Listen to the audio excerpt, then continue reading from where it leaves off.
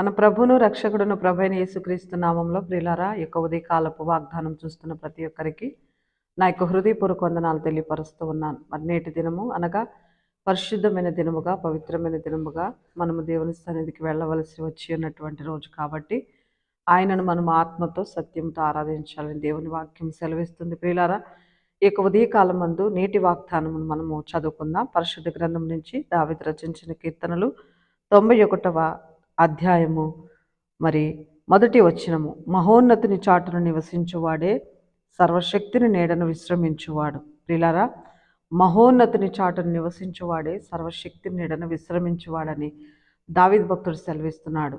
దేవుని యొక్క చాటున విశ్రమించినట్లయితే అనగా ఆయన నామమును మనము ఆశ్రయించి వెంబడించి దేవుని నామాన్ని స్తుతించి గణపరిచినప్పుడు మాత్రమే ఆయన మనకేం దయచేస్తాడంటండి, మరి సర్వశక్తిని నీడన విశ్రమించినటువంటి వాడని దేవుని వాక్యం సెలవిస్తుంది. కాబట్టి ఉదయ కాలం మందు వేకుజామనే వాగ్దానం చూస్తున్నటువంటి ప్రతి ఒక్కరికి కూడా మరి ప్రత్యేకమైన నా హృదయపూర్వక వందనాలు తెలియపరుస్తున్నాను. ప్రియులారా, ఈ సబ్బాతు దినమందు, ఈ పరిశుద్ధమైన పవిత్రమైన దినమందు ప్రతి ఒక్కరు కూడా కుటుంబ సమేతముగా దేవుని మందిర ఆవరణమునకు చేరి దేవుని నామాన్ని స్తుతించు వారు ఉన్నారని నేను ఎంతగానో మీ ఎడల నమ్మి మీ యొక్క కుటుంబ పక్షము కానీ మీ పక్షము కానీ మేము ప్రార్థన చేస్తూ ఉన్నాం. ప్రియులారా, నేటి వాగ్దానం ముగించుకుందాం. ప్రార్థన పూర్వకంగా ముందుకు వెళదాం.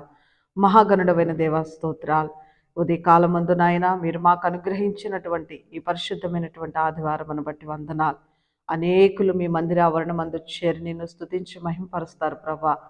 నిజమేనాయన దయగల తండ్రి, మహోన్నతుని చాటున నివసించువాడే సర్వశక్తి నీడను విశ్రమించువాడని వాక్యం సెలవిస్తుంది ప్రభా.